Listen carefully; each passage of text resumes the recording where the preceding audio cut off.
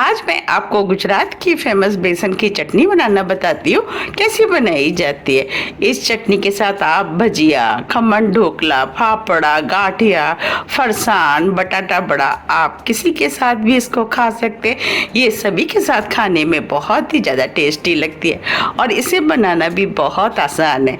तो चलिए बेसन की चटनी बनाना शुरू करते हैं।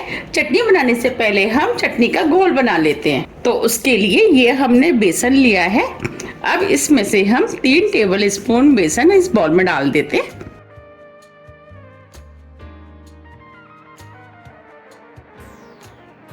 अब इसके अंदर 2 टेबल स्पून दही डाल देते हैं। अब इसके अंदर 1/4 टीस्पून हल्दी पाउडर डालेंगे। ये हमने 1 कप पानी लिया है, इसमें से हम 1/4 कप करीब पानी इस बाउल में डाल देते हैं और सभी चीजों को अच्छे से मिक्स कर लेते हैं। हमें सभी चीजों को अच्छे से मिक्स करना है, इस घोल में लम्स नहीं पड़ने चाहिए। तो अब हम इसे अच्छे से मिक्स कर लेते हैं। अब ये सभी चीजें अच्छे से मिक्स हो गई हैं। अब जो कप में पानी बचा था वो हम इसके अंदर डाल देते हैं। अब इसमें हम 1 कप पानी और डाल देते हैं। पानी को मिक्स कर लेते हैं। अब ये पानी भी अच्छे से मिक्स हो गया है। ये चटनी का घोल बनके तैयार हो गया है। चलिए चटनी बनाना शुरू करते हैं। चटनी बनाने के लिए 1 टेबल स्पून ऑयल हम इस पैन में डाल देते हैं। ऑयल को गर्म होने देते हैं। ऑयल गर्म हो गया है। अब इसके अंदर 1 टीस्पून राई डाल देते हैं। राई को तड़कने देते हैं। राई तड़कने लगी है। अब इसके अंदर 1 चुटकी हींग डाल देते हैं। थोड़े से करी पत्ते, ये 2 मोटी वाली हरी मिर्च लिए इसे भी डाल देते हैं क्योंकि ये मिर्चें थोड़ी सी कम तीखी होती हैं। अब सभी चीजों को कुछ सेकंड के लिए स्लो मीडियम फ्लेम पे भून लेते हैं। अब ये सभी चीजें भुन गई हैं। अब जो हमने बेसन का घोल बनाया था वो हम इसके अंदर डाल देते हैं। घोल को मिक्स कर देते हैं। अब ये घोल भी अच्छे से मिक्स हो गया है। अब इसके अंदर 1 टेबल स्पून चीनी डाल देते हैं।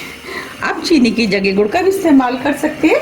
आधी टीस्पून नमक आप अपने टेस्ट के अनुसार थोड़ा सा कम या ज्यादा भी कर सकते हैं। और अब सभी चीजों को हम मिक्स कर लेते हैं। अब इस चटनी को मीडियम हाई फ्लेम पर लगातार चलाते हुए एक उबाल आने देते हैं। क्योंकि हमने दही डाला है, कहीं दही फट ना जाए, इसीलिए हमें इसे लगातार चलाते हुए पकाना है। आप देख पा रहे हैं पहले से बैटर थोड़ा सा गाढ़ा हो गया है। ये चटनी बनाना जितना आसान है खाने में उतनी ही ज्यादा टेस्टी लगती है। तो आप भी इसे एक बार जरूर ट्राई कीजिएगा, आपको भी ये बहुत ज्यादा पसंद आएगी।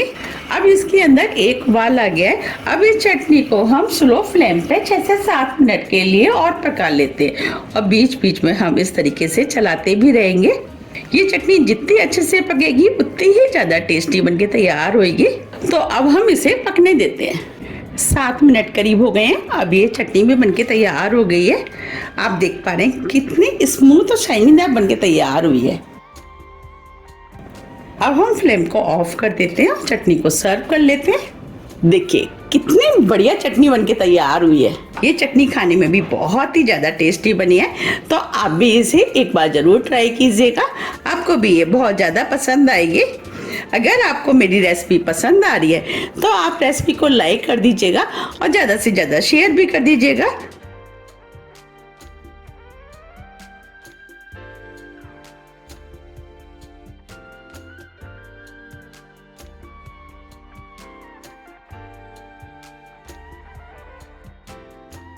अब इसके ऊपर हम थोड़ा सा हरा धनिया डाल देते हैं जिससे ये चटनी देखने में सुंदर लगेगी।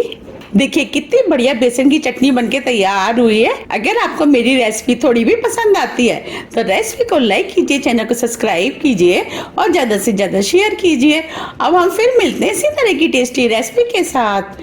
जब तक के लिए नमस्कार।